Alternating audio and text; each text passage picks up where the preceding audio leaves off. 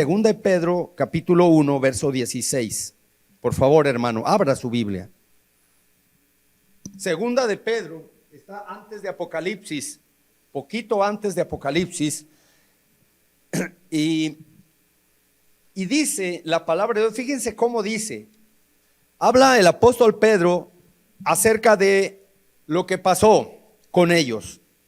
Dice a los hermanos que están allá expatriados, a los cristianos, a los judíos que se habían convertido a Cristo, dice segunda de Pedro 1, 16. ¿Lo encontraron, hermanos? Ya está ahí en la pantalla.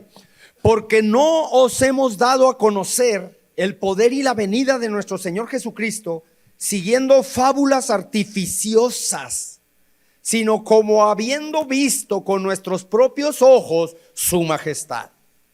Pues cuando él recibió de Dios Padre honra y gloria, le fue enviada desde la magnífica gloria una voz que decía: este es mi Hijo amado, en el cual tengo complacencia. Y nosotros oímos esta voz enviada del cielo cuando estábamos con él en el monte santo. Tenemos también la palabra profética más segura, a la cual hacéis bien en estar atentos como a una antorcha que alumbra en lugar oscuro, hasta que el día esclarezca y el lucero de la mañana salga en vuestros corazones.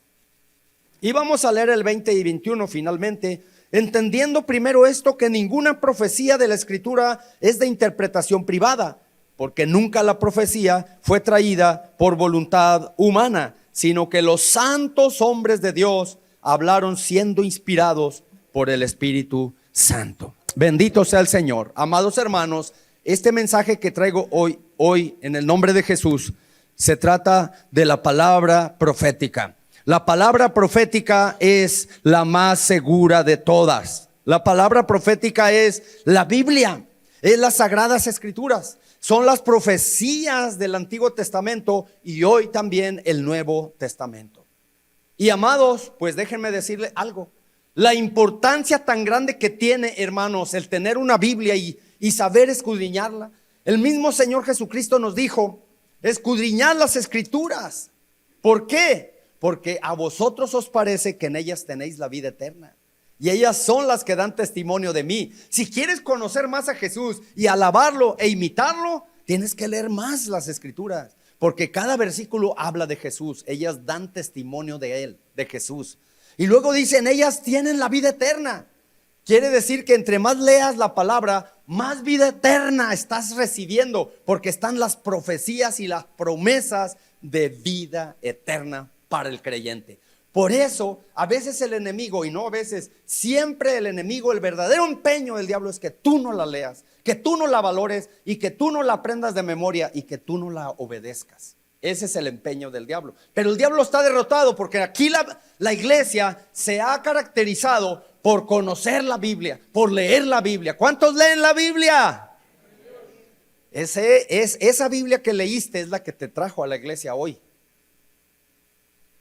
porque en ella leíste: no te dejes de congregar, como algunos tienen por costumbre, y es por eso que viniste hoy. ¿Qué te quedas a hacer en la casa? A ver la televisión, a estar sin hacer nada. Ven a escuchar la palabra de Dios. ¿A qué te quedas en tu casa? A dormir. La noche se hizo para dormir. Aquí el culto es a las 6 y no es largo, es para nomás darte la comida, el alimento, pastorear y darte algo en qué pensar. Mire, como cristianos necesitamos asistir, porque aquí es donde el Señor nos habla. Aquí es donde el Señor nos bendice. Y Pedro, hermanos, va a la historia y dice: nosotros les hemos predicado a ustedes la palabra de Dios, hermanos, y hemos venido a ustedes no con fábulas artificiosas. ¿Fábulas qué? Artificiosas. Hermanos, el cristianismo, hermanos, son hechos históricos, como lo acabamos de decir, hermanos, como lo acabamos de predicar el domingo. La resurrección, la muerte de Jesucristo son hechos históricos. No son fábulas artificiosas, no son cuentos, ni mitos, ni mitotes, ni dogmas que se inventaron como cuentos griegos. No son fábulas de las que inventó Esopo, el gran inventor de fábulas. Una fábula, hermanos, es cuando personificas a los animales. Cuando personificas a las cosas inanimadas, por ejemplo, el viento le dijo al agua, y el puerco le dijo al conejo, y la tortuga le dijo al conejo, y están personificando cosas que no son reales. Pero la palabra de Dios, hermanos, y el evangelio de Jesucristo es lo más real que hay y que existe. Porque habla de la persona más revolucionaria que hay en la historia, que es Jesucristo, que partió el tiempo en dos, partió la humanidad en dos, entre los que creen y los que no creen, y antes y después de Jesucristo. Eso es la persona, hermano, real, que vivió, caminó, predicó, enseñó y dio su vida en la cruz del Calvario y resucitó a los tres días y se apareció 40 días y luego ascendió a la gloria, a la diestra de Dios, y interceder por nosotros, de donde vendrá con gran poder y gran gloria. Gloria sea a nuestro Salvador, porque es el centro de la profecía, porque es el centro de la palabra de Dios. Y miren, nosotros no les hemos dado a conocer la palabra o el misterio, el evangelio, con fábulas artificiosas. Hermanos, una y otra vez los apóstoles, tanto Pablo como Pedro y Juan, están diciéndole a los hermanos. Pablo, por ejemplo, le dice a los corintios: cuando yo vine a ustedes, yo no vine con palabras filosóficas. Cuando yo vine a ustedes, no vine con sabiduría humana, sino con poder de lo alto, con el poder del Espíritu Santo. A ustedes vino con milagros y maravillas para la honra y gloria del Señor. Y en otra ocasión les dice: nosotros no andamos ahí adulterando la palabra de Dios, no andamos inventándoles cosas, ni les hemos enseñado dogmas, ni les hemos dicho cosas de hombres. Les hemos predicado, no nos predicamos a nosotros mismos, les dice Pablo, sino a Jesucristo y a este crucificado. Y no hay otro tema para nosotros más que Jesucristo y Jesucristo y Jesucristo. No andamos con cuentos, ni leyendas, ni fábulas artificiosas inventadas para engañar. No estamos lavándole el cerebro a nadie con fábulas psicológicas para que te lave el cerebro. No, eso lo hacen los del mundo. Eso lo hacen los curanderos, los brujos, los que engañan, los del horóscopo. Pero nosotros los predicadores no nos predicamos a nosotros mismos, sino a Jesucristo, gloria a Dios. Y Jesucristo es el que te puede salvar. Una vez yo le dije, me dijo un hombre: a ti ya te lavaron el cerebro. Le prediqué el evangelio y me dijo: tú eres hermano, te lavaron el cerebro. Y yo le dije: sí, el cerebro, no nomás el cerebro, me lavaron el alma, me lavaron la boca, me lavaron el corazón, me lavaron el cuerpo y me lavaron todo, porque estaba sucio y cochino. Y tú también puedes ser lavado de todo a todo, porque la palabra de Dios te lava. Fuimos lavados en el bautismo, lavados de toda inmundicia y de todo pecado, por la palabra, la simiente santa que vive y permanece para siempre. Y por eso, hermanos, nosotros no estamos inventados en fabulitas, en cuentos como el libro del Mormón, en revistas como Testigos de Jehová. No estamos basados en una falsa doctrina como las que hoy hay, abundan del neopentecostalismo, que dicen, que predican el evangelio de la prosperidad, que tú vas a ser rico, o que hablan de la risa santa, o del vómito santo, o de las santas caídas. No estamos predicándole nosotros falsa doctrina, le estamos dando la palabra de Dios, la sana doctrina, que no son fábulas artificiosas, que no son inventos del hombre, que no son dogmas que nacieron en el Vaticano, que no son religiones, que no son decisiones ni tradiciones de hombres, sino que es la pura y absoluta palabra de Dios, que es la única verdad en medio de un mundo de mentiras. Es la única verdad en medio de un mundo de mentiras. ¿Cuántos traen la Biblia? Levántela en este momento. Diga conmigo: esta es la única verdad en medio de un mundo de mentiras. Y esta es la única verdad que me hace libre y que me santifica. Créalo, hermano. Amén. Jesucristo ha resucitado. Verdaderamente ha resucitado. ¿Se acuerdan del domingo? Gloria a Dios. A mí me encanta predicar la palabra de Dios. Yo nací para eso. Y saben, si yo supiera que la Biblia es mentira y que el cristianismo es falso, yo no fuera cristiano. Así de fácil. Llevo 44 años siéndolo y he estudiado la Biblia y he estudiado todas las religiones y sectas y iglesias. Y por eso soy cristiano. porque creo que Jesucristo es el único camino, verdad y vida. Y que la palabra de Dios es el único libro santo y que es la única autoridad en asuntos de religión, la palabra de Dios. No hay hombres que pongan prohibiciones, reglas y mitos y mitotes y que invente cosas y que vuelva a inventar cosas. No, estamos basados no en un apóstol, no en un profeta, no en un pastor, no en un sacerdote, no en un papa que se muere, sino en Jesucristo que vive por los siglos de los siglos.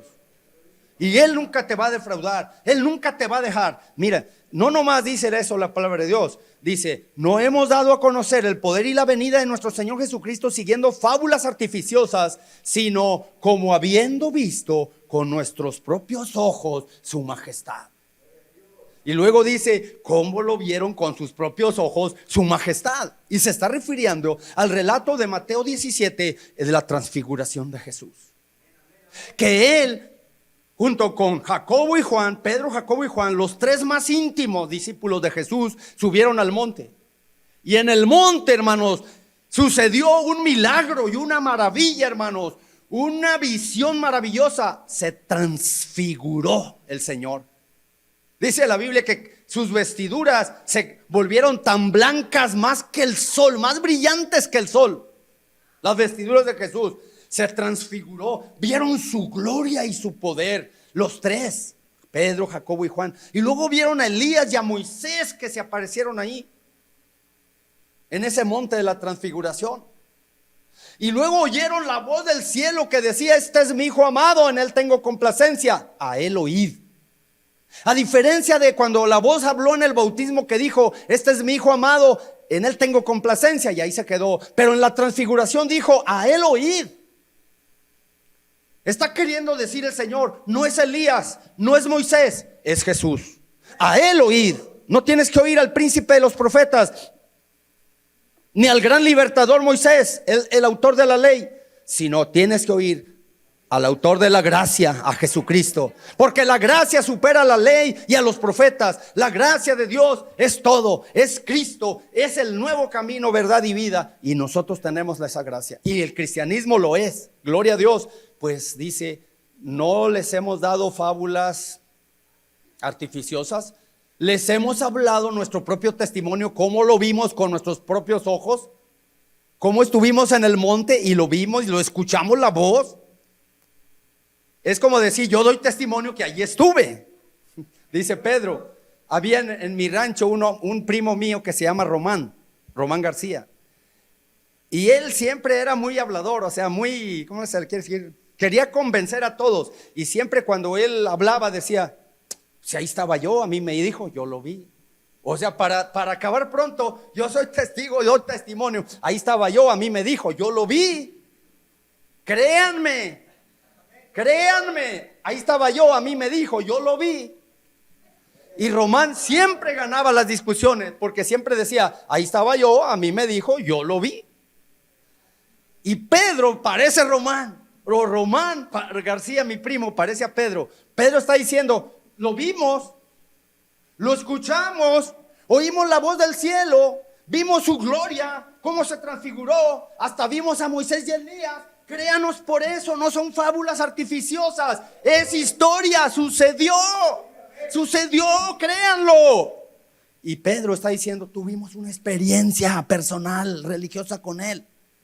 Hoy en día hay mucha gente que está diciendo, yo tengo esta experiencia con el Espíritu Santo, tengo esta experiencia con Jesucristo, es que yo soy esto.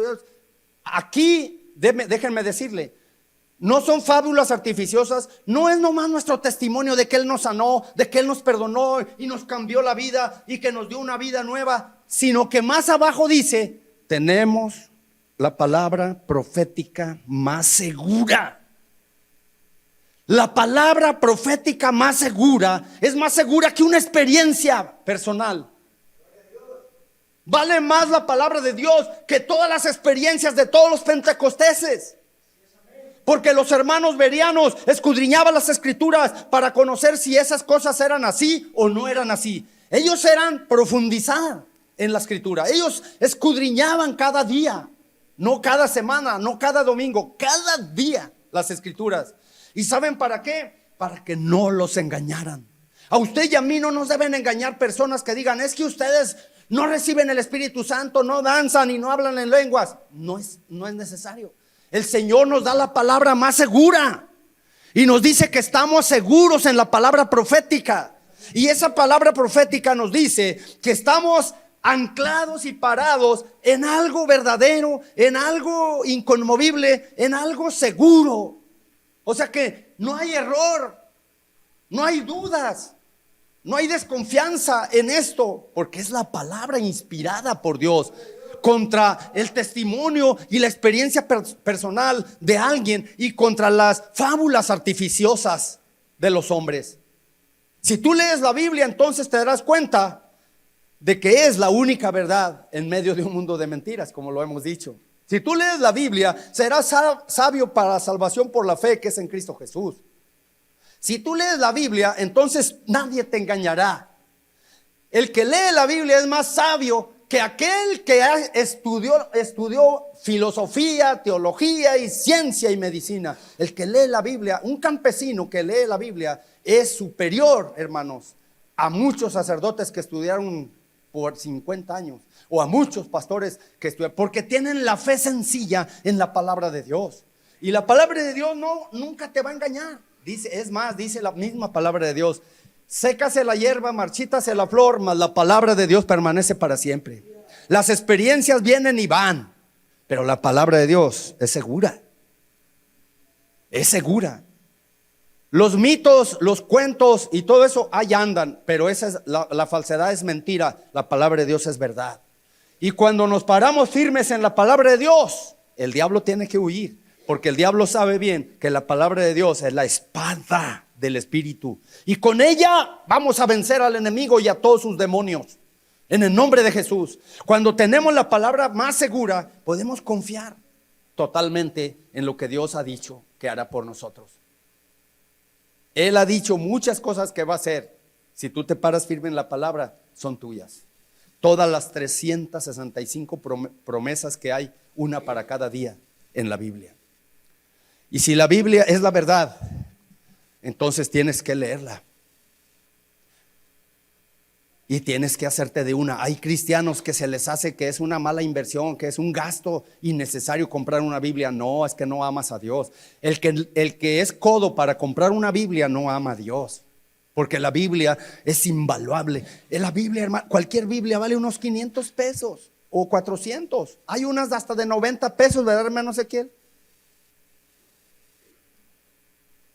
Y si esperas que aquí se te regale una Biblia, está bien, pero cómprate una. Así como te compras un celular caro, cómprate una Biblia cara. Y cuídala y vive para eso. No digas, es que ya la traigo en el celular. No, a mí me gustaría, y yo creo que a Dios también, que la trajeras en papel. Te voy a decir por qué. Mira, con esto voy a terminar. No quiero alargarme tanto.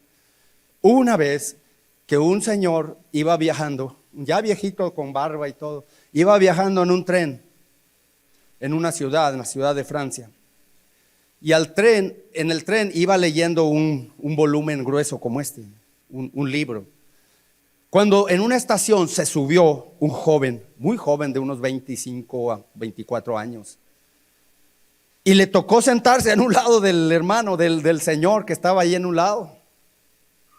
Y entonces, al ver lo que estaba leyendo ese libro grueso, el joven no se aguantó. Y se veía que el joven era pues estudiado, ¿verdad? Era algún científico. Y le dijo, oiga, ese libro que va leyendo, ¿qué es? El Señor dijo, es la Biblia, joven. El joven dijo, no puede ser que todavía usted en pleno siglo XXI crea, o en pleno siglo XVII, crea que ese libro es verdad cuando son mentiras y fábulas y mitos lo que tiene. No es cierto lo que dice ese libro. Y dijo, yo soy científico, dijo el joven. Entonces el Señor le dijo, ¿eso piensan los científicos de la Biblia? Dijo, sí. Creemos que está pasada de moda y que ya no tienen relevancia para nuestros días. Ya la Biblia se acabó, pasó de moda, ya no es buena para el hombre hoy en día, porque estamos a la vanguardia en el saber, en la ciencia y la tecnología. Entonces Entonces, fíjense bien lo que pasó. El joven dijo: me voy a bajar en la siguiente parada, deme su dirección para yo enviarle información científica de la que yo estudio, para que vea que ese libro y todos los que lo leen están bien equivocados, son unos ignorantes.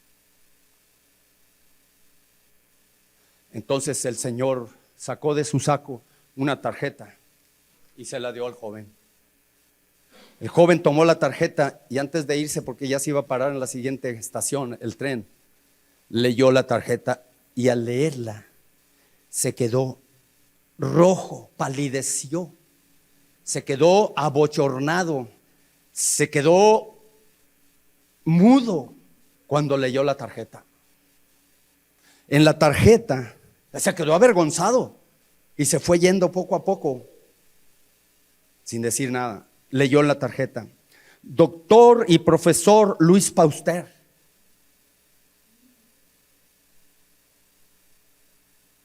presidente de la investigación, de la agencia de investigación de la Universidad Nacional de Francia.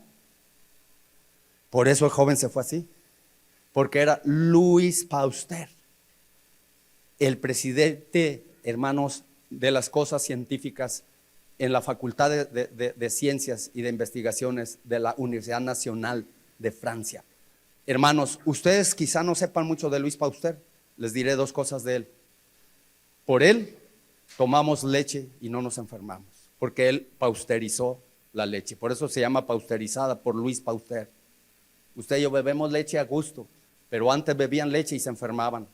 Se enfermaban la tifoidea, se enfermaban de la fiebre de Malta, se enfermaban porque la leche contenía muchos microbios y bacterias. Pero él la pausterizó y supo, Dios le dio ese don para pausterizar. Y aparte, Luis Pauster inventó la vacuna antirrábica, por lo cual usted, si lo muerde un perro rabioso y se pone la vacuna antirrábica, no se muere. Él, Dios le dio. Y tú estabas leyendo la Biblia. Y era uno de los más grandes científicos de su tiempo en Francia. Hermanos, ¿por qué nosotros no valoramos tanto la Biblia como estos hombres? Hay hombres, los presidentes de las naciones la leen, los gobernadores la leen, personas que están al frente de líderes la leen, porque es la palabra profética más segura, porque es la palabra de Dios, porque es alguien en quien confiar, alguien digno de quien depositar tu fe y de creerla. Por eso, hermano, si tú ya tienes una Biblia, hermano, por demás está que te exhorte a que la leas. Léela, ya la debes estar leyendo.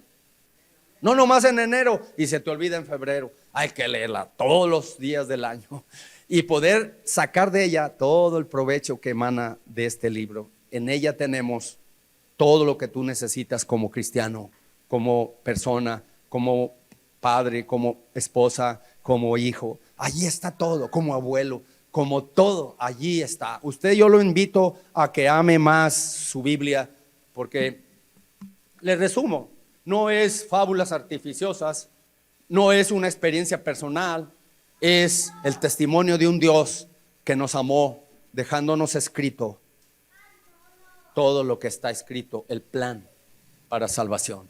Y si usted encuentra en la Biblia todo lo que necesita, vamos a agarrarla y a estudiarla.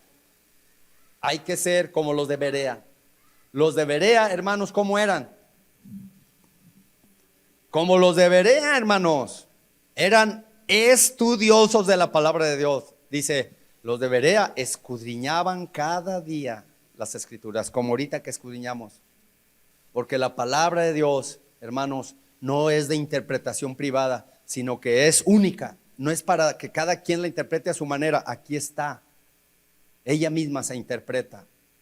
Es el único libro que el autor, que cuando tú la lees, el autor está presente y el Espíritu Santo te ayuda, te ilumina para entenderlo. Cuando tú eres cristiano, tienes que confiar en este libro. Si un libro contiene más que la Biblia, contiene demasiado. Si un libro contiene menos que la Biblia, es insuficiente. Y si un libro contiene igual que la Biblia, es innecesario, porque ya tenemos la Biblia. No se quede con menos. No es la Ilíada de Homero y la Odisea. No, cuando usted viene a la iglesia no le decimos, a ver, habla el libro de Homero, de la Ilíada y la Odisea. O no le decimos, abra el libro en el falso evangelio de Judas. No le decimos eso. O abra el libro de Quijote de la Mancha. No, es la Biblia, la palabra de Dios, la que transforma, la que reforma, la que transforma. Es la palabra de Dios. Y por ella estamos aquí. Somos mejores hijos, mejores esposos. Puestos de pie, hermanos. Yo ya no hallo palabras para exhortarlos y decirles, amen su Biblia. No que sean bibliólatras de que, yo adoro a la Santa Biblia, yo la adoro. No, sino que es la palabra de Dios, su guía, su mapa para el cielo, para que llegue al cielo. Aquí está el camino. Y aquí está la guía para sus mejores decisiones. Si no sabes con quién casarte, léela, Dios te va a guiar. ¿Con quién? No sabes qué estudiar, léela, Dios te va a guiar, te va a orientar a saber qué. Y aquí encontrarás todo lo que necesita tu alma para tener paz y tranquilidad y perdón. Vamos a agradecerle a Dios por su palabra. La estudiamos los domingos, 10 de la mañana, escuela dominical. La estudiamos en casa, la estudiamos en el Instituto Bíblico del Pacífico. La estudiamos por internet, la estudiamos en el celular, la estudiamos en la tableta, en la laptop. La estudiamos en la vida de las personas al mirar su ejemplo. Porque la gente de afuera no lee la Biblia. La única Biblia que lee eres tú, es a ti. Tú eres su Biblia para ellos. Y si tú estás dando una mala recomendación, pues es una Biblia equivocada la que están leyendo. Pórtate como debe ser para que ellos lean esa carta de recomendación que eres tú. Padre, hemos llegado a la conclusión de este tema que nos has dado. Tu palabra profética es la más segura. Gracias, Padre, porque no es la experiencia personal, no es el testimonio del que es lleno del Espíritu, no es alguien que tuvo una experiencia contigo, no es fábulas artificiosas, no son cuentos de hadas. Señor, es la verdad de tu palabra absoluta. Y fuera de ella no encontramos nada más. Es total. Y tu palabra es total. Nunca pasa de moda. Siempre está al día. Y nos habla de lo que está pasando hoy, del fin del mundo y de las señales que se están cumpliendo y de tu segunda venida, Maestro Jesús. Hoy queremos decirte, Padre, que nos ayude a estar alertas, velando y orando y escudriñando tu santa palabra. Que al salir de aquí atesoremos lo que tú nos has dejado, el don maravilloso, el regalo, uno de los regalos más grandes aparte de Jesús, tu Hijo, tu palabra. Permítenos valorarla junto con el Espíritu Santo, que son los 3 regalos más valiosos, y aparte la iglesia, que es otro regalo que nos has dado. Así que, oh Señor, no tenemos palabra para agradecer lo valioso de tu regalo de la palabra. Gloria a tu nombre. Despídenos hoy de esta congregación, pero ayúdanos a ir contigo y con tu palabra. Que esté en nuestra sangre, que esté en nuestro corazón, en nuestra mente, en nuestros huesos, en nuestra alma. Que esté memorizada, que esté practicada, obedecida. Y que te amemos siempre a ti, Señor. Despídenos con esa paz que tú sabes dar a todos los que te aman. Tu iglesia aquí está, llena de tu palabra, y va en paz a casa, saludándose unos a otros en el nombre de Jesús, con amor, porque este es el año del amor fraternal. En nombre de Jesús, amén. Amén, amén.